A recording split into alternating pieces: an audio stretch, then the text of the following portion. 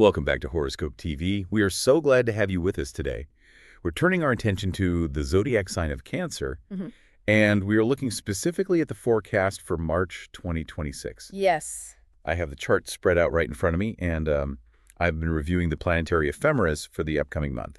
Usually when we look at a monthly forecast, we see this sort of scattershot of energy. Right. A mix of good days and bad days. Exactly. But looking at the astrological data for Cancer in March 2026, I'm seeing something structurally different. It looks less like a random series of events and more like, well, a cohesive narrative arc. It is so good to be here, and you were absolutely right about that structure. When we analyze the astrological data for March 2026, specifically looking at the solar return charts and the transits relative to the Cancer archetype, we aren't just seeing weather, we are seeing a complete climate shift. The climate shift. I like that. Yeah, the planetary geometry is lining up to facilitate what looks like massive personal growth for you. But it's not just growth in the abstract, you know? Yeah. The data points to very specific, tangible, new adventures. Well, massive personal growth is one of those phrases that gets thrown around a lot in wellness circles. But in astrology, that usually implies specific and often pretty heavy planetary movement. Oh, absolutely. It's not just a buzzword here. Right. So our mission today is to analyze this data rigorously. We want to move past the surface level horoscope cliches and really understand the mechanics of what's happening. We need to provide a roadmap for you. Which is so important because the energy is dense. It is. And I think we have to start with a data point that practically jumps off the page. The headline event involves the largest planet in our solar system. Indeed. The gravitational center of this month's forecast is Jupiter. Specifically, the data shows Jupiter going direct in the sign of Cancer on March 11. Okay, before we celebrate that, I really want to unpack the mechanics for you. We often hear about planets going retrograde or going direct. And to the layperson, that might just sound like technical jargon. It does. It sounds very intimidating. What is actually happening in the sky, and why does it matter so much that this is happening in Cancer's own sign? It is a crucial distinction to make. When we say a planet is retrograde, we are describing an optical illusion from our vantage point here on Earth. It's where the planet appears to move backward in the sky. Right, because of orbital speeds. Exactly. And in astrological analysis, this optical illusion correlates to energy that is internalized or delayed or deeply reflective. For the past several months, Jupiter, which is the planet that governs expansion, philosophy, and abundance, has been in this retrograde state within Cancer. Which means what for the day-to-day experience? This means the growth has been psychological, internal, perhaps even feeling a bit stagnant for you. It's like a bow being drawn back. The energy is there, but it's pure potential. So the tension has just been building and building. The energy hasn't been released, it's just been stored. Precisely. And then, on March 11, Jupiter stations direct. It appears to stand completely still in the sky for a moment before moving forward again. This is the moment the arrow was released. Yes, and because this is happening in the first house for Cancer, which is the house of self, your identity, the physical body, this isn't just about a career boost or a relationship change. This is a fundamental identity level shift. Wow. The heavy weight you might have felt pressing down on your shoulders during that retrograde phase is suddenly removed. That analogy of the weightlifting is really powerful. The data basically implies a massive shift from stagnation to real kinetic action. It is a phase shift. The implication is that your introspection period is officially over. The stars are essentially signaling that the time for hesitation has completely passed. And looking at the charts, the confidence metrics spike dramatically after the 11th. Off the charts. It is a time to chase big dreams. But more importantly, it's a time to trust your own intuition completely. You know what you want now. However, the chart doesn't really allow for a perfectly smooth ride right out of the gate, does it? No, it never does. Before we get to that big release on the 11th, we have to navigate the first week of March. I'm looking at March 3, and I see a lunar eclipse. Yes, the lunar eclipse. This is the counterbalance to that Jupiter expansion. How so? Well, while Jupiter is all about adding things confidence, luck, expansion, an eclipse is almost always about subtraction or culmination. And this specific lunar eclipse is occurring in a sector of your chart that governs communication and mental patterns. Okay, when you say subtraction regarding communication, what does that actually look like practically? Are we talking about losing emails, or is this more psychological? It is primarily psychological, though it very often manifests verbally. The analysis suggests a sudden realization of the need to speak up. You know, cancers are archetypally associated with the crab. Right, the hard shell protecting the soft interior. Exactly. And because of that, they often withhold their true thoughts to maintain emotional safety or just to keep the peace. Sure. But this eclipse energy completely disrupts that safety mechanism. It forces a purge of old negative thought patterns. So it's basically a clearing mechanism. It is. You cannot install the new software, that Jupiter Confidence we just discussed, if your internal hard drive is full of corrupted files. I love that metaphor. The eclipse on March 3 acts as a system cleaner. It forces you to focus on the truth, even if that truth is a little uncomfortable to voice aloud. That aligns perfectly with another transit happening almost simultaneously. Hmm. On March 2, right before the eclipse, Mars enters Pisces. Yes. Now, Mars is the planet of war, drive, action, severance, but Pisces is the sign of the boundless spiritual ocean. That seems like a massive contradiction to me. It is a paradox, definitely, but a highly useful one. Mars in Pisces forms a trine, which is a very harmonious aspect to Cancer. Both are water signs. So when the planet of action, Mars, enters the sign of dreams, Pisces, it doesn't create conflict, it creates flow. It opens your mind to entirely new philosophies. So instead of Mars fighting a battle, Mars is kind of fueling a quest. That is the perfect way to frame it. The behavior we expect to see is wanderlust and a huge spike in your intellectual curiosity. It creates a desire to explore the world, not to conquer it, but to truly understand it. Okay, so we have the mental clearing of the eclipse on the 3rd, the intellectual expansion of Mars on the 2nd, and then that massive confidence boost of Jupiter on the 11th. It's quite the buildup. It really is. And that brings us to the late month shift. Yeah. Spring equinox on March 20, when the sun moves into Aries. Aries is a cardinal fire sign. That feels like a drastic temperature change for a watery Cancer. It is a jolt to the system. When the sun enters Aries, it illuminates the sector of the chart associated with public standing and professional life. So the spotlight shifts from the internal work, the mind, and the self to the external world. Correct. The theme shifts entirely to ambition. It is about showing off your true talents. It is the big transition from internal growth to external achievement. This seems to be where the rubber meets the road. Yes, but it requires discipline. Which brings us to March 25. Right, I'm looking at the end of the month, specifically the 25th. We see a conjunction between the sun and Saturn.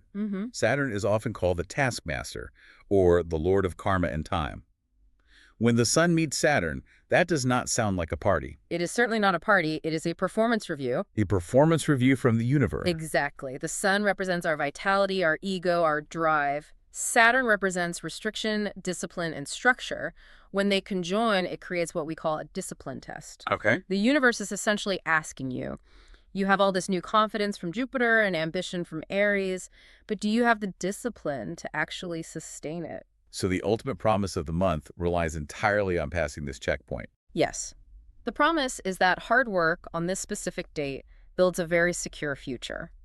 But if you try to just coast on the Jupiter luck without putting in the Saturn effort, The structure will not hold. exactly, it will collapse. That is a very compelling narrative for the general vibe of the month. Let's pivot to a specific area that the data suggests is highly volatile this month, which is love and romance. Oh, yes. The heart is going through a similar clearing and expanding process. How do these massive planetary shifts impact emotions and stability in relationships? Well, we have to look back at that lunar eclipse on March 3. In the context of relationships, this acts as a major catalyst. You mentioned earlier that the eclipse impacts communication. I assume this means having the talk.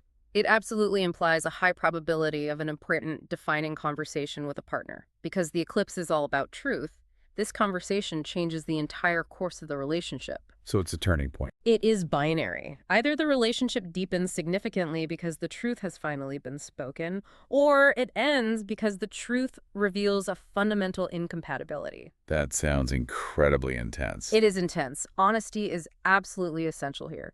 Attempting to hide your feelings during an eclipse is like trying to hold a giant beach ball underwater. It just takes so much effort. And eventually it is going to pop up, and usually with a lot of messy force. What about for single Cancers? How does this eclipse energy play out if there's no partner to have the talk with? For singles, the eclipse is about letting go of past heartbreak. You cannot welcome a new partner into your life if you are still emotionally married to a ghost from 3 years ago. That is so true. The eclipse demands that you empty your hands so you can actually catch what is coming next. You have to be open to someone who is worthy of deep affection. And what is coming next seems to be heavily fueled by that Jupiter direct on March 11. We talked about confidence earlier, but how does that translate specifically to romance? We call this the magnetism factor. Oh, I like the sound of that. It's a great transit. When Jupiter goes direct in your sign, you literally emit a frequency of optimism and vitality, and biologically, psychologically, that is incredibly attractive to other people. So it's not just about feeling good, it changes how others perceive you. Exactly. The analysis shows that you will feel a natural warmth that effortlessly draws people in. You will be ready to take a chance on love because you feel secure in yourself. You aren't operating from a place of deficit. However, I see a geometric conflict in the mid-month chart that we need to warn you about. On March 18th, Venus forms a square to Jupiter. Yes. In astrological geometry, a square is a 90-degree angle. It's a hard aspect that creates friction. It does. And a square between Venus, the planet of love and value, and Jupiter, the planet of excess and expansion, is the classic aspect of too much too soon. The temptation to just rush right into things. Exactly. You are feeling so incredibly confident from Jupiter and so emotionally open from the eclipse that you might meet someone on a Tuesday and decide they are the one by Thursday before you even know their middle name. Wow, okay. So the warning here is the temptation to promise more than one can handle. Yes. The advice is to pump the brakes. Take it slow and steady, enjoy the excitement, go on the dates, but do not sign a lease together. Right. Keep a level head despite the fireworks. And the charts suggest that by late March, the energy naturally calms down anyway, right? Yeah. Venus moves into Taurus on March 30. Yes, and that brings a huge sigh of relief. Taurus is an earth sign, and it's ruled by Venus. It is solid, it's sensual, and it's incredibly stable. So the chaotic energy dissipates. Completely. When Venus enters Taurus, your desire shifts from the thrill of the chase to the comfort of the catch. Your preference moves entirely away from quick flings or dramatic romances. It seems the end game here is pure stability. The goal becomes finding a partner who feels like a true friend. The analysis highlights that for late March, building a solid friendship is the absolute key to lasting romance for you. It's about safety, mutual support, and shared goals, not just sparks. That makes a lot of sense. Let's move to the professional spotlight now. We touched on this slightly with the Aries ingress, but looking at the data, the career narrative actually starts much earlier than the 20th. It starts significantly earlier. On March 6th, Venus enters Aries. Now, usually, Venus is considered to be in detriment in Aries, meaning it's not in its most comfortable placement because Aries is ruled by Mars. That's right. It's a bit aggressive for Venus. However, in the context of the Cancer solar chart, this transit activates the public image sector, correct? Yes, it hits the top of your chart. So even if Venus feels a little uncomfortable or assertive in Aries, it's bringing a beautiful, undeniable glow to your public reputation. What is the real-world outcome of that? The outcome is that bosses, clients, and authority figures see you as charming, highly capable, and persuasive. You have this magnetic aura in the boardroom. That sounds like serious leverage. It is actionable leverage. It is a fantastic time to present new ideas, pitch a project, or ask for a promotion. People are just naturally inclined to agree with you during this window. The friction of negotiation is lowered. Exactly. They want to say yes to you.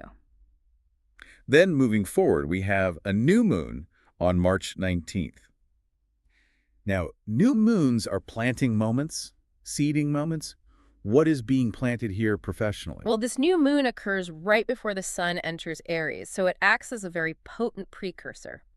It brings a sudden wave of fresh inspiration regarding your long-term goals. So, new ideas bubbling up. Yes, and specifically, we see a strong urge to learn new skills or even travel for work. Oh, this links back perfectly to that Mars and Pisces curiosity we discussed earlier, the wanderlust.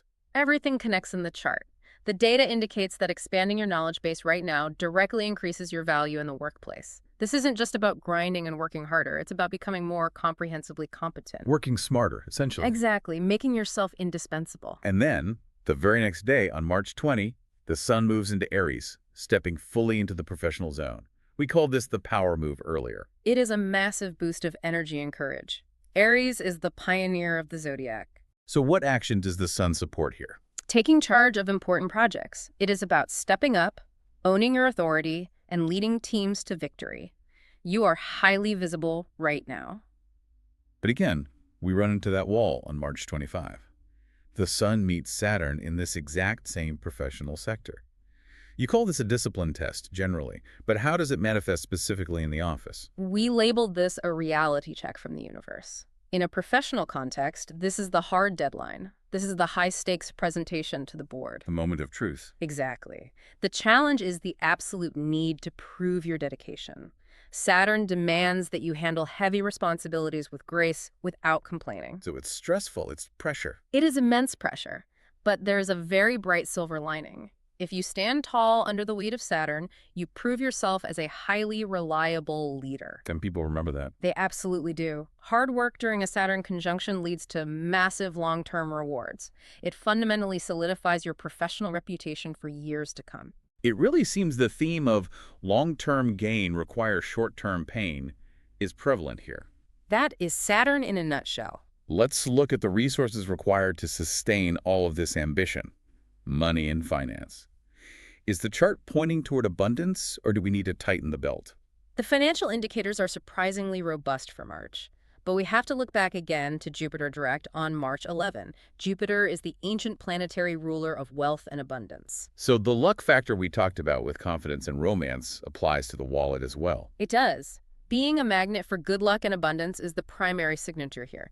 The scenario suggests that wealth opportunities literally seem to fall into your lap mid-month. Falling into your lap sounds very passive. Is it really just sitting back and waiting? Not entirely. You must be ready to take action. You have to trust your intuition on earning and saving. The opportunity appears effortlessly, but you still have to reach out and seize it. Right, you have to answer the door when opportunity knocks. Precisely. There is a very interesting transit mid-month involving Mercury and Mars joining forces on March 15th.